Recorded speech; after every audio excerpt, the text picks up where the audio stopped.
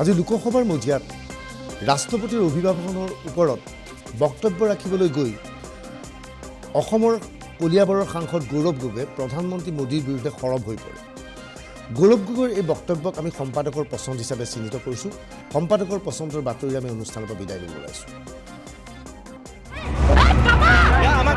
উত্তপ্ত দিল্লী নহয় ৰাজপথ গোলাঘাটত লাভ দেখা দিয়া এটা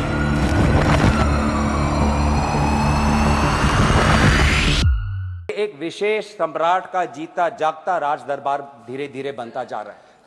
अब महाराज एक सेकंड आप एक मिनट मानिए। आप बहुत वरिष्ठ सदस्य हैं, आप संसद पर ही आरोप लगाएं। इस संस्था में आप बैठे हैं, जिस संस्था का पवित्र सदन है, आप ही सोचे क्या बोल रहे हैं आप। नो एलिगेशन ना, आपने संसद पर सवाल उठाया, पार्लियामेंट की सिस्टम पर सवाल उठाया। नो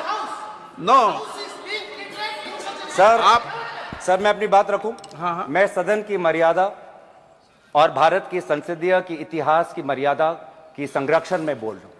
बात कर रहा हूं सत्ता पक्ष की सुनिश्चित योजना, क्योंकि जब भी यहां पे महाराज जब आते हैं तो सारे सांसद खड़े होकर ताली बजाते हैं, उनका जयकार होता है।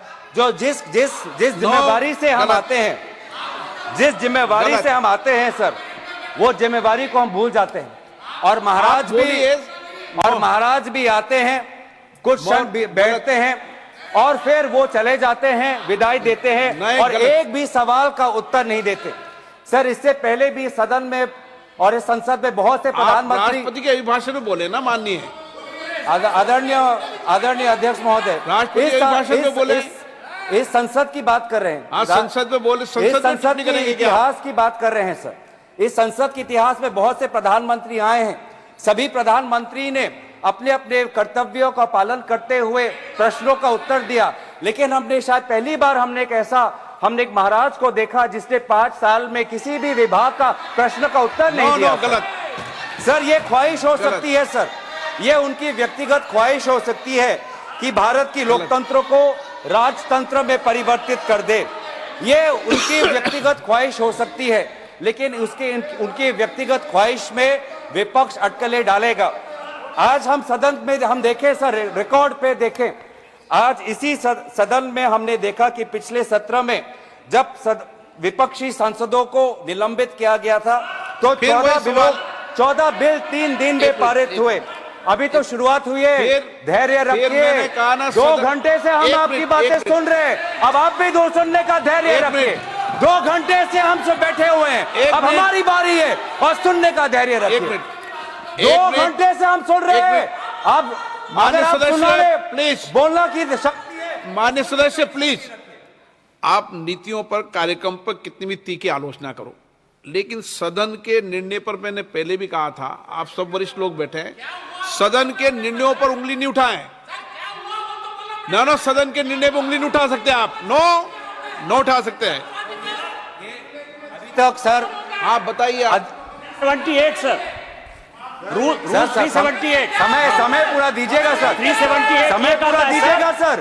स्पीकर के जो डिसीजन है, इस हाउस का जो डिसीजन है, इसके ऊपर कोई भी चर्चा नहीं हो सकती और कोई भी आरोप नहीं लग सकता। 378 यही कह रहा है सर, और 378 के हिसाब से सारा एक्सपेंस करिए सर। भाजपा के दूसरे वक्ता ने देश के भूतपूर्व प्रधानमंत्री पे आरोप लगाया और कुछ नहीं हुआ, कोई नहीं रोका गया। महिलाओं पर आपत्तिजनक बातें की गई, कोई रोका नहीं गया। तो सर मैं बस तथ्य आपके सामने रख रहा हूं, कि इस 17वीं लोकसभा में out of 172 bills, 64 bills have been passed with less than 1 hour of discussion. This Lok Sabha, the current Lok Sabha, it will finish its 5 years without the position of Deputy Speaker being allocated to a member of the opposition. This 17th Lok Sabha, in the history of Lok Sabhas of India who have completed 5 years, will show the least number of sittings when it ends on Feb 9. राष्ट्रपति जी के अभिभाषण बोल रहे हैं, संसद में बोल रहे हैं।